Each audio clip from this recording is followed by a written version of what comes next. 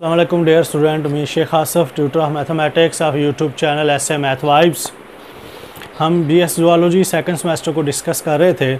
उसमें हम math 3-1 course algebra and trigonometry को डिस्कस कर रहे थे। उसमें हमारा आर्टिकल चल रहा था binomial theorem and mathematical induction. So देखते हैं जी बाइनोमियल थ्योरम का प्रोसीजर क्या है और उसको बाइनोमियल थ्योरम से रिलेटेड जो है वो सवाल को कैसे सॉल्व किया जाता है, उसका जनरल प्रोसीजर क्या है। Binomial expression, a polynomial consisting of two terms is called binomial expression like a + b raised power 1, a + b square, a + b cube, a + b 4, a + b n। कोई सी भी दो terms को इकट्ठा करके लिखा जाए तो वो बाइनोमियल एक्सपेंशन कहलाती है। और उसके ऊपर पावर 1 हो, 2 हो, 3 हो, 4 हो तो हमारे पास फार्मूले हैं। है तो ये भी बाइनोमियल एक्सपेंशन ही, लेकिन जैसे a + b का whole square, a square + b square + 2ab, तो इसकी एक्सपेंशन थोड़ा डायरेक्ट हो जाती है क्योंकि आपके पास जो n है इसको इंडेक्स बोलते हैं, ये 2 है। अगर ये 3 हो तो हमारे पास सॉल्व करने का फार्मूला है, 4 हो तो भी फार्मूला है, हल हो जाता है। अगर 5 हो, इंडेक्स की पावर 5 में हो, माइनस में हो, फ्रैक्शन में हो और रैशनल नंबर में हो, इरेशनल नंबर में हो, तो फिर उनको कैसे सॉल्व करना है, उसको फिर सॉल्व करने का तरीक़ाकार हम इस लेक्चर में सीखेंगे dear students. The exponents 1, 2, 3, 4 called indexes. ये जो एक्सपोनेंट्स है, पावर लिखे गए, इसको इंडेक्स बोलते हैं। To expand any binomial expression of higher power of n we use rule of expansion called binomial theorem। जब आपके पास कोई किसी भी बाइनोमियल, किसी भी दो टर्म्स के ऊपर जो एक्सपोनेंट वो हायर हो और आपको उसको हल करने के लिए आपके पास कोई फार्मूला ना हो, तो उसको सॉल्व करने के लिए डियर स्टूडेंट्स हम बाइनोमियल थ्योरम का सहारा लेते हैं। जब आपके पास पावर n की नेगेटिव हो या फिर फ्रैक्शन में हो या फिर p/q की फॉर्म में हो या फिर ऐसी फॉर्म में हो जैसे 1/2 है, 1/4 है, -3/4 है, तो इस किस्म की पावर को सॉल्व करने के लिए फिर हम बाइनोमियल थ्योरम का सहारा लेते हैं। Binomial theorem, when index n is negative, integer और फ्रैक्शन, या नेगेटिव होगा या फ्रैक्शन होगा, तो फिर कैसे करेंगे? 1 + x raised power n, 1 + nx + n(n-1) 2 factorial x square plus n(n-1) 3 factorial n-2x cube and so on infinity where x mod less than 1। ये आपके पास इसको बाइनोमियल एक्सपेंशन ही है, लेकिन इस बाइनोमियल एक्सपेंशन में से मैंने बाइनोमियल सीरीज़ निकाल के बाहर लिखी है और हम बाइनोमियल सीरीज़ को इस्तेमाल करेंगे जब n आपके पास नेगेटिव होगा या फ्रैक्शन में होगा उसको सॉल्व करने के लिए।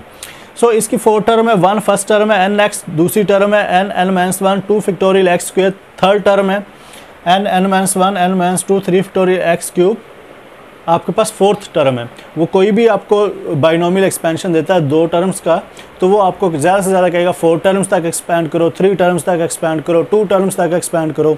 सो हम ज़्यादा से ज़्यादा 4 टर्म्स तक कहता है, तो 4 टर्म्स तक आपके पास x³ अवेलेबल है।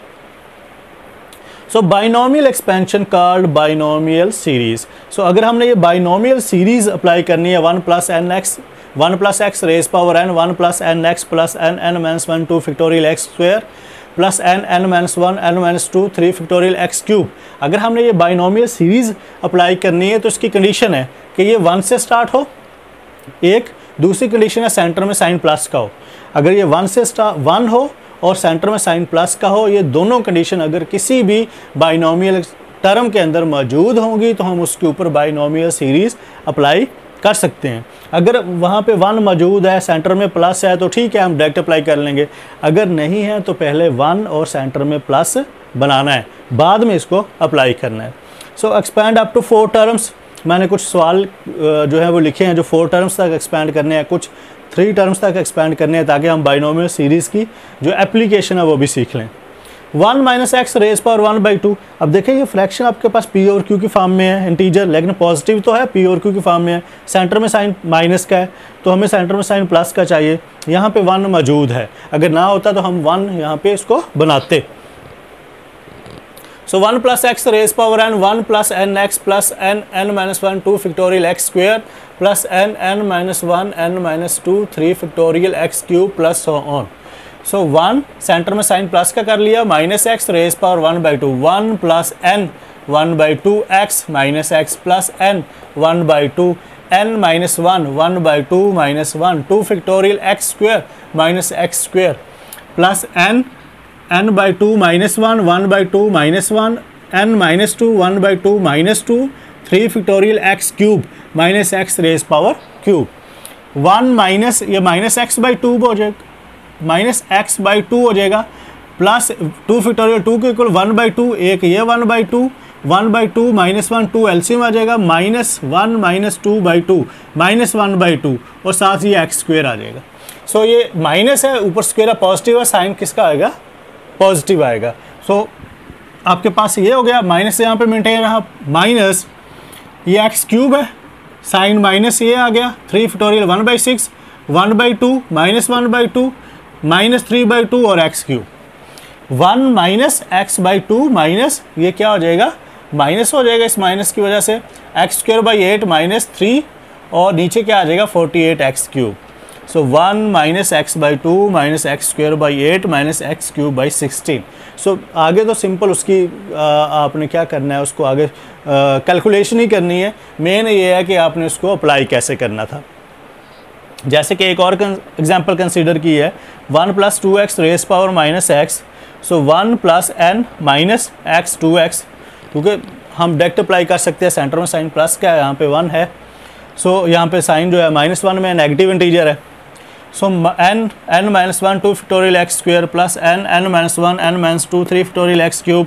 सो आपके पास क्या आ जाएगा 1 minus 2x plus 1/2 minus 1 minus 2 4x square plus 1/6 minus 1 minus 2 minus 3 8x cube. इसको फर्दर जब आप सॉल्व करोगे तो 1 प्लस 2x रेज पर minus 1 1 minus 2x plus 4x square minus 8x cube, इसका क्या आ जाएगा आंसर आ जाएगा। सो डियर स्टूडेंट्स, हम बाइनोमियल सीरीज़ को अप्लाई करना सीख रहे थे।